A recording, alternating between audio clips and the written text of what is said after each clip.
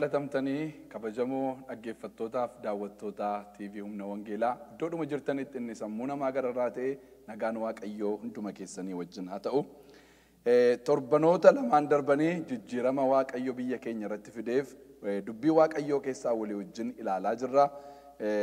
Yoo xinnaatee torban lamaan kana warri ergaa kana dhageessan akkasin Waaqayyootti gammadaa Waaqayyoon galateeffataa jirtan abdii guddaan godha. Anis akka dhuunfaa kootti Waaqayyootti gammadaa Waaqayyoon immoo galateeffataan jira. Ga'ee nama kakaasu nama dammaqsuu keessatti immoo karaa dubbii Waaqayyoodhaa kun akka kanattiin irratti hojjetaan jira jechuudha. Kanaaf isinis kana gochuun baay'ee barbaachisaadha. Waldaa dammaqsuuni, qulqulloota dammaqsuuni, hiriyoonni wal dammaqsine isa Waaqayyoo fide kana keessa galuun, isa Waaqayyoo fide kana duukaa hiriiruun, yaada Waaqayyoo duukaa luucca'uun baay'ee barbaachisaadha. Waa'een biyyaa nun galchuu, waa'een sabaa nun galchuu jennee yaaduun baay'ee dogoggora guddaadha. Waaqayyoo waa'ee sabaa yaadaa, waa'ee biyyaa yaada isatu ijaare sababa ta'eef. Maatiidhaa jalqabee hamma sadarkaa biyyaatti, hamma addunyaatti kan ijaare toora isaa kan kaa'e Waaqayyo sababa ta'eef kiristiyaanota baay'ee galcha waa'een biyyaa, baay'ee galcha waa'een siyaasaa, waa'een biyya bulchuudha. Ni kun cubbuu fakkaatee kan namoonni nutti mul'ataa ture isa kana irratti dammaquun baay'ee barbaachisaadha jechuudha. Biyya kan ga'u, waan amma biyyaa ga'u, waan amma biyya bulchuuf biyya geggeessuu ga'u irratti duddagannee taa'uun nurra hin jiru. Kan irratti hojjechuun irra jiru kiristiyaanota. Sababiin isaa isaantu bulchiisa sirrii fiduu danda'a sababa ta'eef. Waldaan kiristiyaanaa waa'ee haqaa dubbatti, waa'ee haqaa barsiifti. Namni akka Waaqayyo isa uumetti akka inni jiraatu barsiifti sababa ta'eef waldaan muuvimentii kana keessa galuun ishee baay'ee barbaachisaadha jedheen yaada. Kanaaf dubbii Waaqayyootiin rafnee jirra yoo ta'e irratti dammaquun keenya baay'ee barbaachisaadha. Har'a dubbii Waaqayyoo keessaa wangeela gooftaa keenya Yesuus Kiristoos isa Luqaas barreesse boqonnaa 13 lakkoofsa 34 fi 35 irra jiru walii wajjin ilaalla. Akkas jedha. Yesuus itti fufee yaa Yerusaalem, yaa Yerusaalem, ati ishee raajota ajjeeftu. Sitti kan ergamanis dhagaadhaan kan rukuttu, si'a meeqanii indaanqoon coocota ishee koochoose jalatti akkuma walitti qabdu ijoollee kee walitti qabu barbaade. Atii fi ijoolleen kee garuu hin barbaanne. Ilaa manni keessan onee hin hafa isinittanii hima. Amma guyyaa maqaa Waaqayyootiin kan dhufu galateeffamaadha itti jettanitti anaa hin argitanii ittiin jedhee jedha. Maalidha? Ilaa manni keessan onee hin hafa isinitti amma nan hima guyyaa maqaa Waaqayyootiin kan dhufu inni galateeffamaadha, inni jajamaadha hamma isin jettanitti deebitanii nan argitanii isaaniin jedha. Hamma waanan godhe kanaaf galateeffachanitti, hamma hojii koo argitanii na jajuu bartanitti, hamma jajuun koo afaan keessan keessa guututti maalin gootan deebitanii nan argitaniidha. Galateeffannoo Waaqayyoon. Si galateeffanna yaa Waaqayyoo hojii biyya keenya keessatti hojjetteef, geggeessitoota biyya keenya keessatti nuu kaafteef, haara'umsa amma fidaa jirtuuf, qalbii namootaa banamaa jiruuf, ija namootaa saaqamaa jiruuf. Yaa Waaqayyoo hojii humna hafuura hamaatiin hojjetamu, hojii jal'inaa biyya keenya irraa yaa Waaqayyo rukutaa jirtuuf, haqa mul'ataa dhugaa argamaa jiruuf, maqaa gooftaa keenya maqaa Yesuusiin baraa hamma bara baraatti teessoo kee irratti Waaqaaf lafa irratti galanni siif haa ta'u. Harka keetu kana hojjete, humna keessa dinqisiisaatu, humna keessa guddaatu kana godhe, yeroo yaa Waaqayyooti kana gochuu kee agarree akkuma nama abju'atu taanee abjuu nutti fakkaate, yaa Waaqayyo hojii keessa guddaa jajamaa kanaaf galata garaa keenyaa sii dhiyeessina. Maqaa Yesuus Kiristoosiin baraa hamma bara baraatti Waaqaaf lafa irratti Waaqayyo galanni siif haa ta'u. Amma immoo hojii keessa dinqisiisaa kana arguu akka dandeenyuuf ija koof ija saba kee banuun maqaa Kiristoosiin jaalala kee haa ta'u. Dubbii kee dhaga'uudhaaf nu gargaari. Anis qajeelchee dubbachuudhaaf ayyaana kee naa baay'isi. Maqaa gooftaa keenyaa maqaa Yesuusiin. Ameen.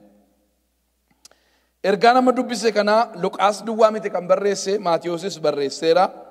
Yeroo Yesuus Kiristoos Yerusaalemiif boo'utu agarra. Macaafa qulqulluu keenya yoo laalle si'a lamatu Yerusaalemiif boo'e. Gaafaarree yaabbatee ulfina guddaadhaan gara Yerusaalemitti gadi bu'e sanas hin boo'e. Ammas immoo Yerusaalemiif utuu inni boo'uutu iddoo kanattis immoo agarra. Yaa Yerusaalem, yaa Yerusaalem, yaa ishee raajota ajjeeftu, yaa ishee raajotatti dhagaa guurtu jedhaan kanaan waamamu Waaqayyo nu haa oolchu. Baay'ee nama dinqa kun. Maayidhaani yaa Yerusaalem, yaa Yerusaalem, ati raajota kan ajjeeftu. Eenyutu ajjeesa raajota? Yerusaalemtu raajota ajjeesa. Isin hin gaddisiisu. Raajoti isheedhaa ergamanii, geggeessitoonni isheedhaa ergamanii, geggeessitoota ishee fuutee yeroo ajjeeftu. Raajota ishee fuutee yeroo ajjeeftu. Namoota gara Waaqayyootti ishee deebisanii, namoota yaada Waaqayyoo isheetti himanii yeroo ajjeeftu. Ija ishee jaamsaa jirti jechuudha Yerusaalem. Waaqayyoo kanaan beekamuuf, kanaan waamamu nu haa oolchu. Eebba guddaadha kun. Sitti kan ergaman dhagaadhaan kan rukuttu jedhaan yaa Yerusaalem ishee warra sitti ergaman dhagaadhaan rukuttu, warra nutti ergaman dhagaadhaan rukuttu Waaqayyo nu haa oolchu. Warri Nineweedhaa nama hin beekne Yoonaasiin biyya Israa'el keessaa yeroo inni dhufee itti ergamu keessummaadha kun eessaa immoo kana haasaa kun utuu hin jedhin hamma mootiitti gad of deebisaniitu sagalee nama keessummaa ta'e sana dhaggeeffatanii fuula Waaqayyootti qalbii diddiirratanii badiisa isaanitti dhufuudhaaf jedhu jalaa oolanii warri Nineweedhaa.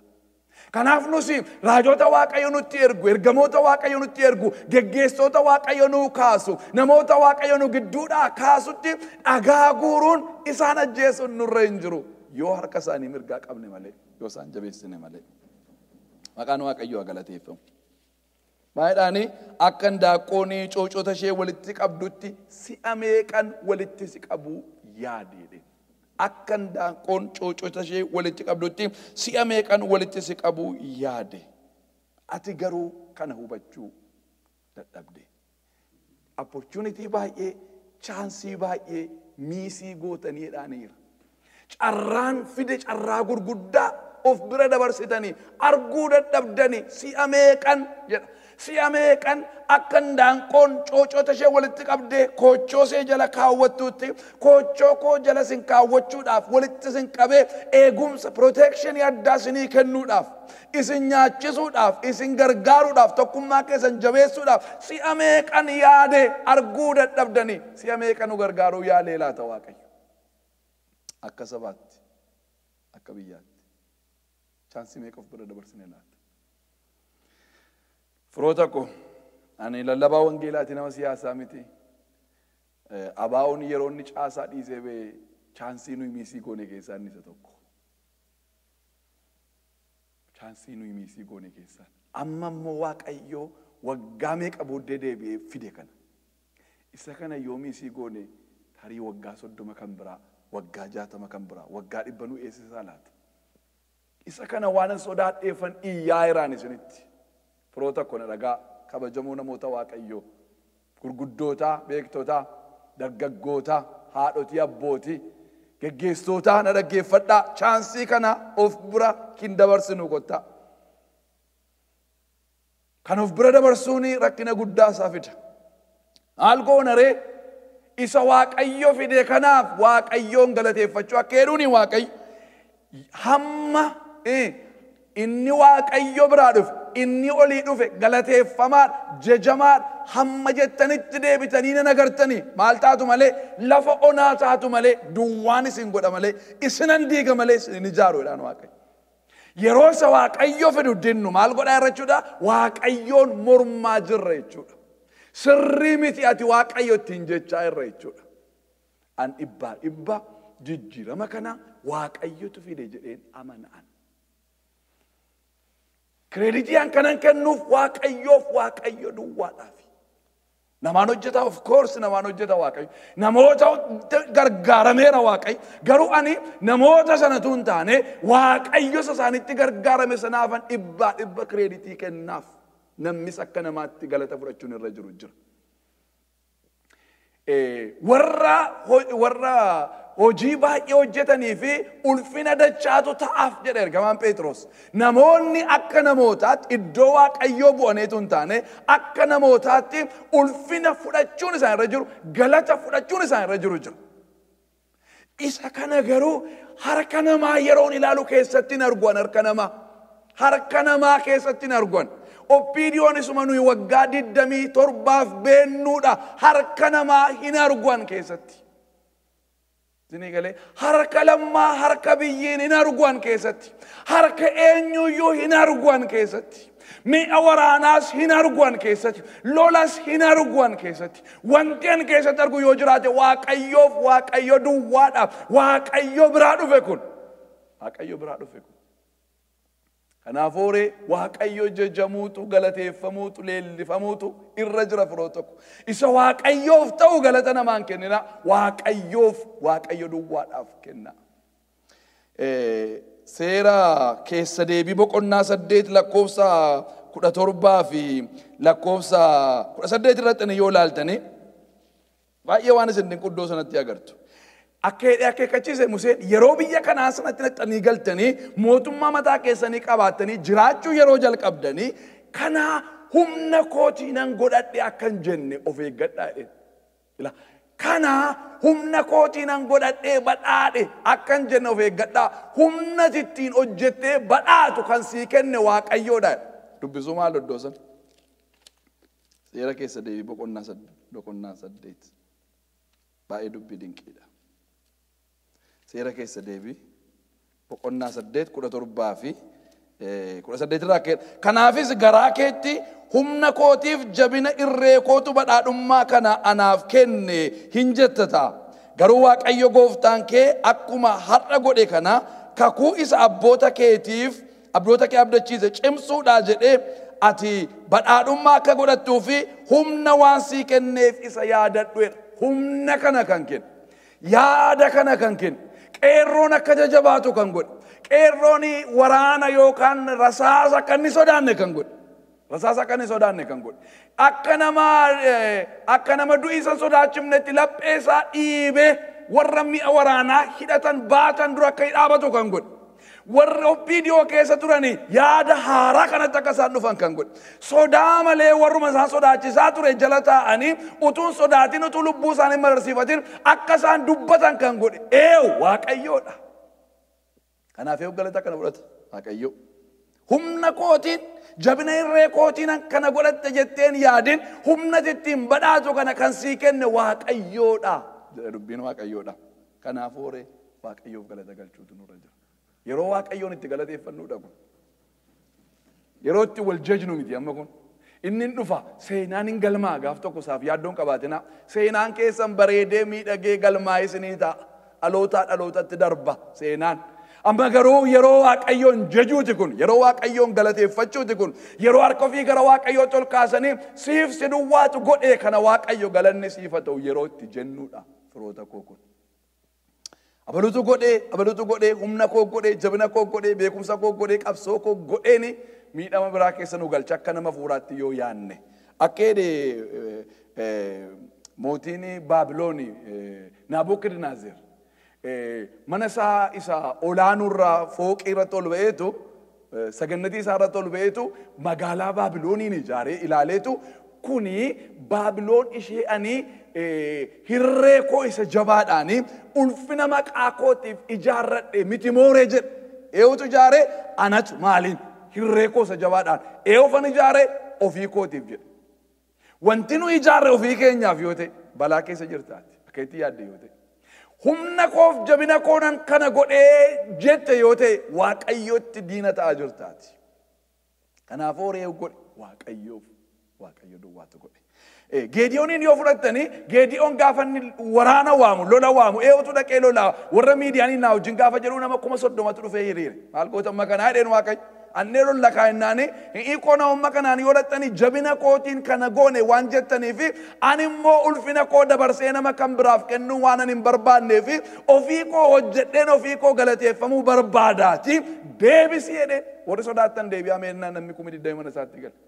Gara lagaatti immoo gadi buuseetu bishaan dhuguudhaan gaafa inni gargar baasu namni 300 duwwaa nafti warra 300 fi moojjii kennii fedhe maanni naani lolli kun kan Geediyooniif kan Waaqayyo duwwaadha jedhaati iyyaa ansi duwwaan barbaada siin daadheen hojii kana hojjedha in dhumeedheen Waaqayyo ofii kootii hojjedheen itti galateeffamuu barbaadaan jedhe Waaqayyotu hojjete isatu galateeffamuutu irra jira.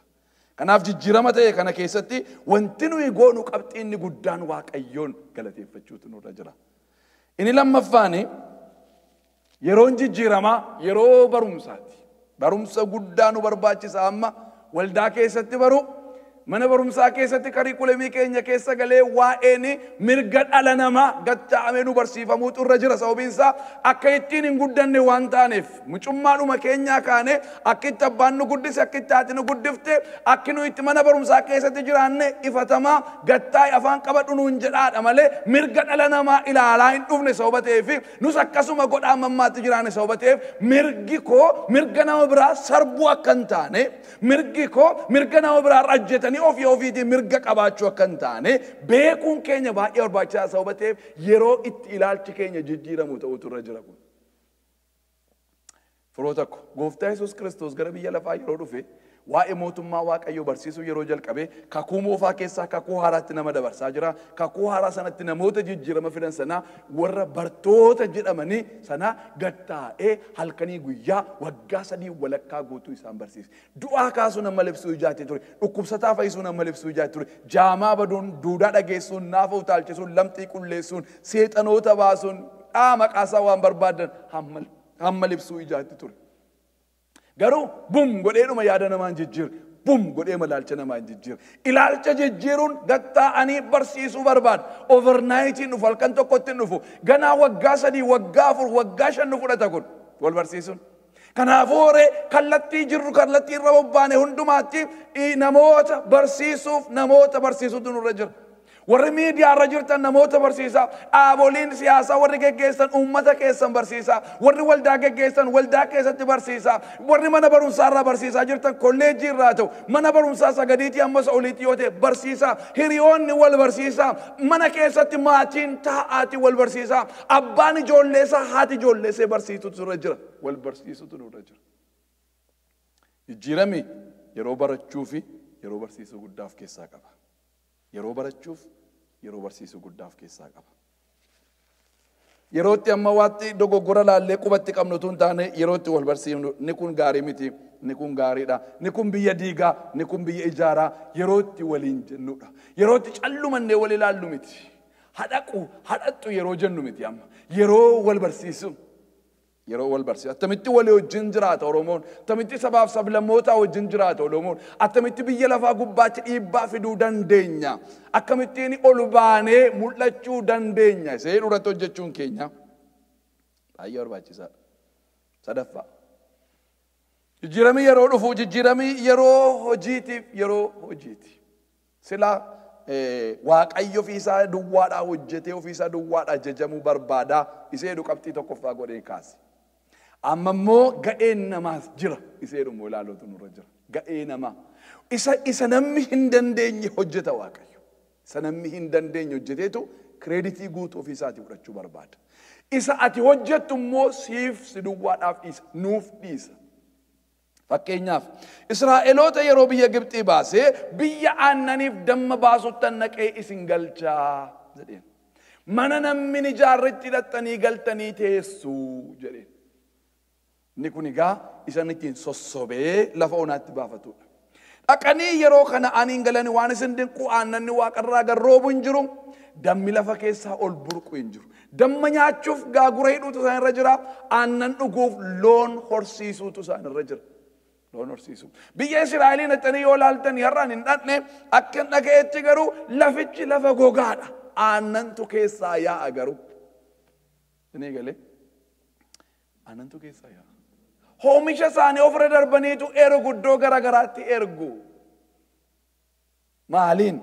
Hojiidhaan. Mataan isin godhanni jedhu har'a Israa'eliif raawwatee Israa'eliin eessa dhaqanii yoo laaltan Israa'el mataadha. Karaa barnootaa yoo deemtan, karaa badhaadhummaa yoo deemtan, karaa siyaasaa yoo deemtan, karaa waraanaa yoo deemtan, maqaadhaa karaa yoo deemtanii Israa'eliin dhaqanii agartu. Maaliin dhufe sun? Hojjechuu isaaniitiin. Kanaafuu yerootti jijjiirama kana galmaan ga'uudhaaf, jijjiirama kana milkeessuudhaaf, jijjiirama kana fiixaan baasuudhaaf, guutuu gochuudhaaf jijjiirama kana. Jijjiirama mudaan irratti hin argamne gochuudhaaf, jijjiirama booddee hin deebine gochuudhaaf maal gochuun nurra jira? Namni hundinuu wal ga'ee harka wal qabatee sammuu qajeelaadhaaf yaada gaariidhaan hojiitti bobba'uutu irra jira. Xurii waggaa 100 guutuu biyya keenya keessatti dhangala'e sana xarannee baafne. Ni galee daampii garagaraa nutti gatame, gaarbeejii garagaraa nutti gatame sana of keessaa baafnee ganne sammuu keenya keessaa, ollaa keenya, mana keenya keessaa, lafa keenya irraa xarannee baafne foolii urgaa biyyicha irratti deebifne. Foolii urgaa. Akka namoota hojii hin beeknetti isa yaadamneef, akka hojjechuu hin dandeenyetti isa nurratti hojjetame sana ilaalcha keenya jijjiirree namoota hojii ta'uu keenya agarsiifne. Namoota hojii ta'uu keenya agarsiifne. Hojiidhaan jijjiirama kana milkeessuuf fiixaan baasuutu nurra jira. Dargaggoonni hojiitti namoota isinirra jira. Yeroo hojiiti amma yeroo inni kun. Yeroo hojii duwwaadha. Abbootiin, haadhotiin, xinnaan, guddaan, beekaan, wallaalaan, dhiirri, dubartiin hojiitti namoota irra jira. Utuu hojiin tuffatin. Biyya kana keessatti biyya Ameerikaaf biyya Austraaliyaa gara waggaa 8 jiraata. Biyya Ameerikaa kana gara waggaa 7 jiraataa jira. Biyya kana lamaanitti wanti hambare yoo jiraate namni hojiin tuffatu hin hojjeta namni. Kanaafuu hojii tuffachuu dhiifnee hojiitti maqaa baasuuf qeenxee meeqatti lakkaa'uu dhiifnee hojiidha jennee ulfeessinee hojjechuutu nurra jira. Ani isinitti himaa yoo hojjenne Oromiyaa wanti jedhamtu, Oromiyaa biyya jedhamtu, Oromiyaa naannoon jedhamtu, dhimmi isheen dhuftee Ameerikaadhaan hin dorgomneef tokkoyyuu hin jiru. Biyyi Itoophiyaa jedhamtu የ3000 ዓመት ታሪክ አለን የነን ነው ኢትዮጵያ ታሪክ ብቻ ነው። ታሪክ ብቻውን ደግሞ ዋጋ የለውም። አሜሪካ ግን የ3 ዓመት ታሪክ እንኳን የላትም። ሀረ በየላፋ ጉቱማ ከንቡልጭቱፍ ከንገገስቱ አሜሪካ ማሌን ዱፈ ኩን yoetani waaqarra gadi bu'amiti namoonni biyya kana hundeessan sammuu hojiidhaa qabu. Hojiidhaaf of kennu, hojiin tuffatanii hojii irratti bobba'u. Hojii irratti bobba'u. Yoo hojii irratti bobba'ane nuyi 3000 ዓመት taarikii keenya fudhannee dhumatu seenaan jirre galmeessuu dandeenya biyya lafaa irratti. Sababii nuyi Ameerikaa hin caalleef tokkoyyuu hin jiru. Sababii nuyi biyya keenya biyya namitti baqatu hin gooneef tokkoyyuu hin jiru. Yoo maal goone yoo hundumti keenya hojii irratti bobba'an mudhii keenya hidhannee hojiidhaaf yoo kaane seenaa ijoollee keenya irratti jijjiirama guddaa isaa fiduu dandeenya. Sadhumaa isinitti himuun barbaada. Wanti nuyi gochuu nurra jiraatu isa tokko ijaare diiguuni gadi baay'ee nu baasisa. Biyya keenya keessatti diiguudhuma. Isa Haile Sillaaseen hojjete hunduma isaa diige, dargiin dhufe, isa dargiin hojjete hunduma isaa diige, wayyaaneen dhufe. Dinii galee isa amma jalqabe kana diiguun nurra hin jiru, inni itti aanu immoo diiguun nurra hin jiru. Itti dabalaa deemuutu nurra jira. Wanti Ameerikaa guddise yoo jiraate mootonni 45 kuni itti dabalaa deemu. Of course wanti isaan jijjiiran jira. Garuu itti dabalaa dhimma biyyaa irratti yeroo dhufu itti dabalaa deemanii bantii waaqa biraan gahaa jiru. Itti dabalaa deemuun ijaaraa deemuutu nurra jira. Biyyatti deebi'uutu nurra jira. Konstitushiniin kan biyyaa ta'utu nurra jira. Alaabaan kan dhaabaa ta'uu dhiisee kan biyyaa ta'utu nurra jira. Biyya wanta jedhamu yaaduutu nurra jira. Paartii keessaa ba'uutu nurra jira. Qaabolee keessaa baanee biyya seedhamu dhaaban qabaannu jechuu miti. Dhaaba hin qabaannu of course. Dhaaba hin qabaanna. Garuu biyyatu caala. Dhaabi dhufee jijjiirama. Biyya wanta jedhamu irratti hojjechuutu nurra jira. Waaqayyo isin haa eebbisu. Ayyaanni Waaqayyoo, ayyaanni Gooftaa keenya Yesuus Kiristoos hunduma keessaniif haa baay'atu. Baay'een isin jaalladha. Wantoota kana fakkaatuun deebinee walii wajjiniin dhufna. Tidabaleni diesa galata gara keessa tidabaleni diesa galata gara keessa tidabaleni